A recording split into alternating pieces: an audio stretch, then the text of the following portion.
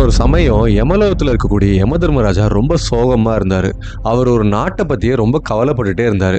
அப்படி அவர் கவலைப்பட்டு அவர் ரொம்ப வருத்தத்தோட அந்த யமலோகத்தையே சுற்றி வந்துட்டு இருந்தார். அந்த சமயத்தில் யமலோகத்துக்கு வந்த நாரத முனிவர் வந்து யமதர்மராஜனோட சோகத்தை பார்த்து, எதனால் யமதர்மராஜனே ரொம்ப சோகமாக இருக்கீங்க, அவங்க சோகத்துக்கு என்ன காரணம் அப்படின்னு சொல்லி அவர் கேட்குறாரு. அந்த சமயத்தில் யமதர்மராஜா சொல்கிறாரு, பூலோகத்தில் ஒரு நாடு இருக்குது. அந்த நாட்டில் யாருமே வந்து பாவங்கள் செய்யலை. அப்படியே பாவங்கள் செஞ்சாலும் அவங்க செய்யக்கூடிய ஒரு விஷயத்தினால அவங்க எல்லாருமே சொர்க்கத்துக்கு போயிடுறாங்க. இதனால் அந்த நாட்டு மக்கள் எல்லாமே சொர்க்கத்துக்கு போனதுனால நரகத்தில் வரக்கூடிய ஆட்களோட எண்ணிக்கை அப்படிங்கிறது ரொம்ப கம்மியாயிருச்சு. பாருங்கள், நரகமே வந்து காலியாக இருக்குது அப்படின்னு சொல்லி அவர் சொல்கிறாரு. இது கேட்ட உடனே நாரத முனிவர் சிரிக்கிறாரு.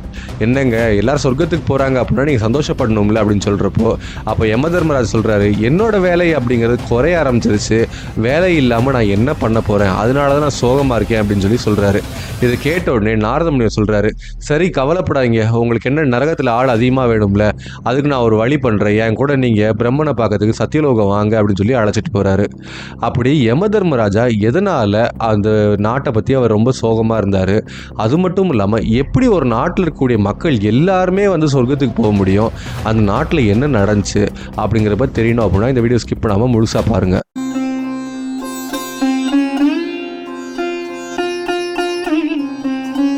யமதர்மராஜா ரொம்ப சோகமாகவும் ரொம்ப ஆழமாகவும் அவர் யோசிச்சுட்டு இருந்த ஒரு நாடு தான் விதேச நாடு. இந்த நாட்டில் இருக்கக்கூடிய மக்கள் எல்லாமே வந்து சொர்க்கத்துக்கு மட்டும்தான் போகிறாங்க. எதனால் அவங்க சொர்க்கத்துக்கு மட்டுமே போகிறாங்க, அந்த நாட்டில் இருக்கக்கூடிய யாருமே வந்து நரகத்துக்கு போகிறதில்ல அப்படிங்கிறது தெரியணும் அப்படின்னா அந்த நாட்டை ருக்மாங்கதன் அப்படிங்கிற மன்னனை பற்றி தெரியணும். ருக்மாங்கதன் அப்படிங்கிற மன்னன் தான் வந்து விதேச நாடை ஆட்சி பண்ணி வந்துட்டு இருந்தார். அவரோட மனைவி சந்தியாவணி பேருக்கும் ஒரு அழகான மகன் பிறக்கிறாங்க. அந்த மகன் பேர் தான் வந்து தர்மாங்கதன். தர்மாங்கதன் வந்து தீவிரமான விஷ்ணு பக்தராக இருக்கார். இவர் வந்து எப்போவுமே விஷ்ணு வழிபடுறதே குறிக்கோளாக வச்சுருந்தார். அப்போது ஒரு சமயம் இவருக்கு வந்து ஏகாதசி விரதத்தோட சிறப்பை பற்றி தெரிய வருது.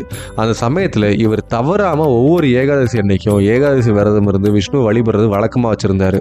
இப்படி தன்னோட மகன் வந்து விஷ்ணு அதீத பக்தி கொண்டிருக்காரு. அது மட்டும் இல்லாமல் ஏகாதசி விரதத்தோட சிறப்பு என்ன அப்படிங்கிறத பற்றி ருக்மாங்கதனோ சந்தியாவணியோ வந்து தெரிஞ்சுக்கிறாங்க. இதில் இவ்வளோ சிறப்புகள் இருக்குது, அப்போ நம்மளும் இருக்கணும்னு சொல்லி அந்த மன்னனும் அந்த அரசியும் வந்து அந்த ஏகாதசி விரதத்தை பின்பற்ற ஆரம்பிக்கிறாங்க. இப்படியே அவங்க பின்பற்றிட்டு இருக்கப்போ அவங்க யோசிக்கிறாங்க, ஒரு நல்ல அரசன் வந்து தனக்கு மட்டும் நல்லது நடக்கணும் அப்படின்னு சொல்லி நினைக்கக்கூடாது, தன் நாட்டு மக்களுக்கும் நல்லது நடக்கணும் அப்படின்னு சொல்லி நினைக்கணும். அதனால அவர் என்ன பண்ணுறாருன்னா, அந்த நாட்டு மக்கள் மொத்தமாக ஏகாதசி விரதம் இருக்கணும் அப்படின்னு சொல்லி அவர் வந்து உத்தரவு பிறப்பிக்கிறாரு. அதாவது 5 வயசுலேருந்து 85 வயசு வரைக்கும் இருக்கக்கூடிய ஆண்களும் சரி பெண்களும் சரி ஏகாதசி அன்னைக்கு கடுமையான விரதங்கள் இருக்கணும் அப்படின்னு சொல்லி உத்தரவுகள் போடுறாரு. ஒருவேளை மாதந்தோறும் வரக்கூடிய ஏகாதசி அன்னைக்கு விரதம் இருக்க முடியல அப்படின்னா மார்கழி மாதம் வரக்கூடிய ஏகாதசியை வந்து சிறந்த ஏகாதசின்னு சொல்லுவாங்க. அதுதான் வைகுண்ட ஏகாதசின்னு சொல்லுவாங்க. அன்னைக்கு எல்லாருமே வந்து உறுதியாக விரதங்கள் இருக்கணும் அப்படின்னு உத்தரவு போடுறாரு. மன்னன் போடுற உத்தரவை யாராவது மறுக்க முடியுமா? அதனால நாட்டு மக்கள் எல்லாருமே வந்து ஏகாதசி விரதத்தை இருக்க ஆரம்பிக்கிறாங்க. அதனால் அந்த நாட்டு மக்கள் எல்லாருமே வந்து அவங்க செஞ்ச பாவங்கள் கழிஞ்சு அவங்க வந்து நேராக சொர்க்கத்துக்கு மட்டுமே தான் போகிறாங்க. நரகத்துக்கு யாரும் வர்றது கிடையாது. இதை எப்படியாவது நம்ம முறியடிக்கணும் அப்படிங்கிறத பற்றி தான் யமதர்மராஜா ரொம்ப ஆழ்ந்த யோசனையோடு இருந்தார். இப்படி நாட்டு மக்கள் எல்லாமே சொர்க்கத்துக்கு போகிறாங்கன்றத நினச்சி தான் அவர் ரொம்ப வருத்தமும் பட்டார். அந்த சமயத்தில் தான் நாரத முனிவர் யமதர்மராஜனை பார்க்கறதுக்கு யமலோகம் வராரு. அப்போது யமதர்மராஜனோட சோகத்தை புரிஞ்சுக்கிட்டு நாரத முனிவர், என்னோட நீங்கள் வந்து சத்தியலோகம் வாங்க, அங்கே பிரம்மதேவனை பார்க்கலாம், இதுக்கு ஏதாவது ஒரு வழி ஏற்பாடு பண்ணுறதுக்கு நம்ம பிரம்மதேவன்கிட்ட கேட்கலாம் அப்படின்னு சொல்லி நாரத முனிவர் சொல்கிறாரு. நாரத முனிவர் சொன்ன விஷயத்தை ஏற்றுக்கொண்ட யமதர்மராஜா வந்து நாரத முனிவரை அழைச்சிக்கிட்டு நேராக சத்தியலோகம் போய் பிரம்மதேவனை வணங்கி அவரோட கஷ்டத்தை எல்லாமே பிரம்மதேவன்ட்டு சொல்கிறாரு. அந்த சமயத்தில் பிரம்மதேவன் பார்க்குறாரு, யமதர்மராஜனே நீ வருத்தப்படாத, உன் வருத்தத்தை போக்குறதுக்காக நான் ஒரு வழி வச்சிருக்கேன் அப்படின்னு சொல்லி சொல்கிறாரு. எந்த ஒரு மன்னனுமே வந்து அவங்க பொண்ணுக்கும் மயங்காதவும் கிடையவே கிடையாது. இந்த ருக்மாங்கதன் வந்து எவ்வளோதான் பக்தியாக இருந்தாலும் இவர் பெண்ணோட அழகில் இவர் மயங்கிடுவார். அதனால் நான் ஒரு மோகினி வந்து உருவாக்குறேன்னு சொல்லி ஒரு அழகான வடிவம் கொண்ட ஒரு மோகினி போல இருக்கக்கூடிய ஒரு பெண்ணை வந்து உருவாக்குறாரு. அந்த சமயத்தில் பிரம்மதேவன் வந்து அந்த மோகினியை பார்த்து சொல்கிறாரு, நீ பூலோகம் போ, பூலோகத்தில் வந்து விதேச நாட்டில் ருக்மாங்கதன் அப்படின்ற ஒரு மன்னன் இருப்பார், அவன் அழகால மயக்கி நீ திருமணம் செஞ்சுக்கோ, அதுக்கப்புறம் அவர் நாட்டு மக்கள் எல்லாருமே வந்து ஏகாதசி விரதம் இருக்கணும்னு சொல்லி சொன்னார் இல்லையா, அந்த விஷயத்தில் களங்கம் ஏற்படுத்துகிற மாதிரி நீ ஒரு செயலை செய்யணும், அப்போது எல்லாருமே வந்து ஏகாதசி விரதம் இருக்கிறத தவிர்த்துருவாங்க அப்படின்னு சொல்லி அவங்க சொல்கிறாங்க. இதை கேட்ட உடனே மோகினி வந்து பணிவாக பிரம்மதேவனை வணங்கி சொல்கிறாங்க, இது ஒரு பெரிய விஷயமே கிடையாது, நான் இப்போவே பூலோகம் போகிறேன், அந்த மன்னனை வந்து என் அழகால மயக்கி நான் திருமணம் செய்கிறேன் அப்படின்னு சொல்லி அவங்க பூலோகத்துக்கு வராங்க. அந்த சமயத்தில் ருக்மா காட்டில் ஏகப்பட்ட மிருகங்கள் இருக்குது, அதை வேட்டையாடணும்னு சொல்லி காட்டுக்கு வர்றாரு. அவர் மிருகங்களை வேட்டையாடி அவர் களைப்படையுது. அந்த சமயத்தில் வாமதேவன் அப்படிங்கிற முனிவரோட ஆசிரமத்தில் போய் அவர் இளைப்பாறவும் செய்கிறாரு. அப்படி அவர் இளைப்பாற இருந்த சமயத்தில் தான் வந்து அவருக்கு வந்து ஒரு சத்தம் கேட்குது. என்ன அப்படின்னா, அந்த ஆசிரமத்திலேருந்து கொஞ்சம் தூரத்தில் யாரோ ஒரு பெண் அழகான குரலில் பாடிட்டு இருக்காங்க. அந்த பெண் யார் அப்படிங்கிறத பார்க்குற ஆர்வம் வந்து மன்னனுக்கு ஏற்படுது. அதனால் மன்னன் வந்து அந்த குரல் எங்கேருந்து வருதுன்னு சொல்லி தேடி போய் பார்க்குறாங்க. அந்த இடத்துல பார்த்தோம் அப்படின்னா ரொம்ப அழகான ஒரு மோகினி இருக்காங்க. மோகினியை பார்த்த உடனே மன்னனுக்கு அந்த மோகினி மேலே ஒரு மோகம் ஏற்படுது.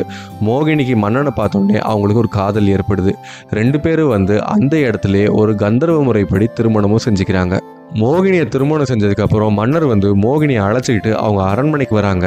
அந்த சமயத்தில் மன்னரோட மனைவியும் சரி அவங்க மகனும் சரி கோவப்படவே இல்லை. அவங்க மோகினியை வந்து ஏற்றுக்கொள்ளவும் செய்கிறாங்க. இப்படியே மன்னனும் மோகினியும் ரொம்ப சந்தோஷமாக இருக்காங்க. அப்படியே நாட்கள் போகுது, மாதங்கள் போகுது, வைகுண்ட ஏகாதசி அன்னை நெருங்குது. அந்த சமயத்தில் மன்னர் வந்து ஏகாதசி விரதத்தோட பெருமை பற்றியும் அதோட மேன்மையை பற்றியும் மோகினிக்கு எடுத்து சொல்கிறாரு. சொல்லிட்டு அவங்க சொல்கிறாங்க, நீயும் வந்து விரதம் இருந்து அப்படின்னா மேன்மையான பலன்கள் அடையலாம் அப்படின்னு சொல்லி மன்னர் மோகினிகிட்ட சொல்கிறாங்க. அந்த சமயத்தில் மோகினி சொல்கிறாங்க, விரதங்களும் சரி பூஜைகளும் சரி இதெல்லாம் எல்லாத்தையும் துறந்த முனிவர்களுக்கும் ரிஷிகளுக்கும் தான், மன்னர்களுக்கு எதுக்கு, நீங்கள் ஏன் விரதங்கள் இருக்கணும் அப்படின்னு சொல்லி அவங்க சொல்கிறாங்க. அது மட்டும் இல்லாமல் நீங்கள் உண்மையிலே என்னை காதலிக்கிறீங்க, என்னை விரும்புகிறீங்க அப்படின்னா அந்த வைகுண்ட ஏகாதசி அன்னைக்கு நீங்கள் விரதம் இருக்காமல் என் கூடவே இருக்கணும், என்னை விட்டு நீங்கள் பிரியவே கூடாது அப்படின்னு சொல்லி சொல்கிறாங்க. மோகினி மேலே இருந்த மயக்கத்தினால மன்னரும் சரின்னு சொல்லி ஒத்துக்கிறாரு. என்னதான் மன்னர் வந்து மோகினியோட பேச்சை கேட்டு அவங்க அரண்மனையிலே இருந்தாலும் சரியாக ஏகாதசிக்கு முந்தின நாள் ராத்திரி வந்து மன்னனுக்கு ஏகாதசி விரதத்தை பற்றின எண்ணங்கள் வருது. அந்த சமயத்தில் அவங்க மோகினியை எழுப்பி நான் வந்து ஏகாதசி விரதம் இருக்க போகிறேன், நான் எதை சொல்லியோ எதுக்காகவும் நான் தடுக்க கிடையாது, நான் கண்டிப்பாக இருக்க போகிறேன், இதுதான் என் முடிவு அப்படின்னு சொல்லி அவர் சொல்கிறாரு. அந்த சமயத்தில் மோகினி சொல்கிறாங்க, நான் தான் நீங்கள் விரதம் இருக்கக்கூடாதுன்னு சொல்லியிருக்கேன்ல, என் பேச்சை நீங்கள் கேட்கவே மாட்டீங்களா அப்படின்னு சொல்லி அவங்க கேட்குறாங்க. மன்னன் சொல்கிறாரு, ஏகாதசி விரதம் இருந்தால் மேன்மையான பலன்கள் அடையலாம், அது மட்டும் இல்லாமல் அந்த விஷ்ணுவே நம்ம போய் சேரலாம் அப்படின்னு சொல்லி அவங்க சொல்கிறாங்க. இதை கேட்டு அந்த மோகினி சொல்கிறாங்க, என்னதான் வந்து நீங்கள் மன்னராக இருந்தாலும் உங்களுக்கு விரதங்கள் வந்து தேவைப்படாது, அதனால் நீங்கள் இருக்க வேண்டாம், வாழ்க்கையை அனுபவிக்கிறதுக்கு தான் வாழ்க்கை இருக்குது அப்படின்னு சொல்லி அவங்க சொல்கிறாங்க. என்னதான் மோகினி சொன்னாலும் மன்னர் வந்து எதையுமே கேட்குற முடிவில் இல்லை. அதனால் மோகினியை பார்த்து அவங்க சொல்கிறாங்க, நான் வந்து நீ என்ன சொன்னாலும் நான் விரதம் இருக்க தான் போகிறேன், இதுதான் என் முடிவு அப்படின்னு சொல்லி சொல்கிறாங்க. இதை கேட்ட உடனே மோகினிக்கு பயங்கரமாக கோவம் வருது. உங்களுக்கு உண்மையிலே என் மேலே ஆசை இருக்கா, என் மேலே காதல் இருக்கா, என் மேலே காதல் இருந்துச்சு அப்படின்னா நீங்கள் விரதம் இருக்கக்கூடாது அப்படின்னு சொல்லி சொல்கிறாங்க. மன்னர் இதுக்கு எதுக்குமே மயங்கவே இல்லை. அவர் நான் கண்டிப்பாக ஏகாதசி விரதம் இருக்க தான் போகிறேன் அப்படின்னு சொல்லி சொல்கிறாங்க. இப்படி தன் பேச்சை கேட்காத மன்னர் கூட இருந்து நான் என்ன பண்ணுறது அப்படின்னு சொல்லிட்டு மோகினி வந்து சொல்கிறாங்க, என் பேச்சை கேட்கல அப்படின்னா நான் உங்களை விட்டு பிரிஞ்சிருவேன் அப்படின்னு சொல்லி சொல்கிறாங்க. மன்னர் சொல்கிறாரு, அப்படி ஏகாதசி விரதத்தை நான் கைவிட்டு தான் அவங்க கூட இருக்கணுன்ற அவசியம் கிடையாது அப்படின்னு சொன்னோடனே மோகினி வந்து மன்னரை விட்டு அவங்க பிரியவும் செய்கிறாங்க. மோகினி மன்னரை விட்டு பிரிஞ்சிட்டாரு அப்படிங்கிற செய்தி கேள்விப்பட்ட உடனே அரசியோட மகனும் வந்து துடிதுடிச்சு போகிறாங்க. என்னடா இது, இந்த மோகினி எப்படியாவது நம்ம அரசன் கூட சேர்த்து வைக்கணுமே அப்படின்னு சொல்லிட்டு அரசியும் அவங்களோட மகனும் வந்து இருக்கிற இடத்த தேடி கண்டுபிடிச்சி மோகினிகிட்ட போய் அவங்க ஏகாதசி விரதத்தோட சிறப்பை பற்றி சொல்கிறாங்க. அந்த சமயத்தில் மோகினி சொல்கிறாங்க, நீங்கள் சொல்கிற மாதிரி ஏகாதசி விரதம் வந்து ரொம்ப சிறப்பானதாக இருக்கட்டும், அதை நிரூபித்து காட்டுங்க அப்படின்னு சொல்லி கேட்குறாங்க. அந்த சமயத்தில் தர்மாங்கதன் வந்து அவர் எப்படி நிரூபிக்கிறது அப்படின்னு சொல்லி அவர் கேட்குறாரு. மோகினி அரசியை பார்த்து சொல்கிறாங்க, இந்த தர்மாங்கதன் வந்து உங்களோட மகன் தானே, உங்களோட மகனை வந்து 2 துண்டாக வெட்டி கொன்றுங்க, அதுக்கப்புறம் நீங்கள் வைகுண்ட ஏகாதசி விரதம் இருங்க, உண்மையிலேயே அது சிறப்பானதாக இருந்துச்சு அப்படின்னா அதோட மகிமையால் வெட்டுப்பட்டு இறந்து போன தர்மாங்கதனை வந்து உயிர்த்துல வைங்க, அப்படி முடியாது அப்படின்னா பயனற்ற இந்த வைகுண்ட ஏகாதசி விரதத்தை நாங்கள் எதுக்கு இருக்கணும் அப்படின்னு சொல்லிட்டு மன்னரை வந்து ஏகாதசி விரதம் இருக்கக்கூடாதுன்னு சொல்லி நீங்கள் சொல்லணும் அப்படின்னு சொல்லி அவங்க கேட்குறாங்க. இப்படி மோகினியோட நிபந்தனை கேட்டோடனே அரசி வந்து சரின்னு சொல்லி ஒத்துக்கிறாங்க, தர்மாங்கதனும் ஒத்துக்கிறாங்க. ஆனால் மன்னர் ருக்மாங்கதன் வந்து இதுக்கு ஒத்துக்கவே மாட்டேன் அப்படின்னு சொல்லி சொல்கிறாங்க. அந்த சமயத்தில் தர்மாங்கதன் வந்து தன் தந்தையான ருக்மாங்கதனை பார்த்து சொல்கிறாரு, இந்த மகாவிஷ்ணுவோட திருவிளையாடலை வந்து நம்ம என்னைக்குமே புரிஞ்சிக்கவே முடியாது, இந்த வைகுண்ட ஏகாதசியோட விரதத்தோட பெருமையை என் மூலியமாக தான் இந்த நாட்டு மக்களுக்கு எடுத்து சொல்லணும் அப்படின்னா அதுக்கு என் உயிரை விடுறதுக்கு நான் தயாராக தான் இருக்கேன், நீங்கள் பயப்படாதீங்க, நீங்கள் நிறையா டைம் ஏகாதசி விரதம் அது மகிமை மிக்கது, அதனால நீங்கள் தைரியமாக என்னை வெட்டுங்க அப்படின்னு சொல்லி அவர் சொல்கிறாரு. தன்னோட மகனோட பேச்சை கேட்ட ருக்மாங்கதன் வந்து அவரோட வாளை எடுத்து தன் மகனை வெட்டுறதுக்கு அவர் தயாராக செய்கிறாரு. அந்த சமயத்தில் தர்மாங்கதன் வந்து மகாவிஷ்ணுவை ஆழமாக மனசில் நினச்சிக்கிட்டு அவர் உயிர் அவர் தயாராகவும் செய்கிறாரு. அப்போ ருக்மாங்கந்தன் அவரோட வாளை எடுத்து அவர் வெட்டுறதுக்கு வீசுறதுக்காக போகிறாரு. அந்த சமயத்தில் கோடி சூரியன் ஒளியில் அங்கே சங்கு சக்கரத்தோட மகாவிஷ்ணு அங்கே எழுந்தருள் செய்கிறாரு. அந்த ருக்மாங்கதன் கையில் இருந்த கத்தி வந்து மாலையாக மாறி தர்மாங்கதன் கழுத்தில் போய் விழுகுது. அந்த சமயத்தில் ருக்மாங்கதனை பார்த்து மகாவிஷ்ணு சொல்கிறாரு, ருக்மாங்கதனே, நீ வந்து என்னோட தீவிரமான பக்தன். அது மட்டும் இல்லாமல் நீ ஒரு நல்ல அரசனும் கூட. நீ ரொம்ப காலம் இந்த நாட்டு மக்களை ஆட்சி செய்வ. உனக்கு எந்த நோய் நொடி வராமல் உனக்கு நீண்ட ஆயுள் இருக்கும். உன்னோட ஆயுளுக்கு அப்புறம் வந்து இந்த நாட்டு மக்களோட சேர்ந்து எல்லாருமே என் வைகுண்டத்தில் வந்து சேருவீங்க அப்படின்னு சொல்லிட்டு அவர் மறையவும் செய்கிறாரு. இப்படி மோகினி கேட்ட நிபந்தனையை நிறைவேற்ற போகிறப்போ மகாவிஷ்ணுவே அந்த இடத்துல வந்து வைகுண்ட ஏகாதசி விரதம் இவ்வளோ சிறப்பானது அப்படிங்கிறத அவர் நிரூபித்து காமிச்சிட்டு போயிட்டாரு. இதை பார்த்த மோகினி வந்து இதுக்கு மேலே நம்ம இங்கே இருந்தோம் அப்படின்னா சரிப்பட்டு வராதுன்னு சொல்லிட்டு அவங்க நேராக பிரம்மதேவன்கிட்ட போய் தன்னோட தோல்வியை ஒத்துக்கொள்ளவும் செய்கிறாங்க. நடந்த விஷயத்த பிரம்மதேவன்கிட்ட இந்த விஷயங்கள்லாம் கேள்விப்பட்ட நாரதரும் யமதர்மராஜரும் பார்க்குறாங்க. அந்த சமயத்தில் நாரதர் சொல்கிறாரு, வைகுண்ட ஏகாதசி விரதம் அப்படிங்கிறது எவ்வளோ சிறப்பு மிக்கது அப்படின்னு சொல்லி நீ புரிஞ்சுக்கிட்டியா? இதுக்கப்புறம் உன்னால் ஒன்றும் பண்ண முடியாது. நீ போய் உன் வேலையை பாரு. ஏகாதசி விரதம் இருக்கிறவங்களும் சரி, வைகுண்ட ஏகாதசி விரதம் இருக்கிறவங்களும் சரி, அவங்க நரகத்துக்கு வரவே மாட்டாங்க. அவங்க நேராக வைகுண்டம் போய் சேர்ந்துருவாரு அப்படின்னு சொல்லி மகாவிஷ்ணுவே சொல்லிட்டாரு.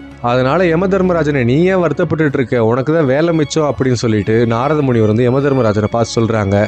யமதர்மராஜனோ வைகுண்ட ஏகாதசி விரதத்தை பற்றியும் ஏகாதசி விரதத்தோட பெருமையை பற்றியும் அவர் தெரிஞ்சுக்கவும் செய்கிறாரு.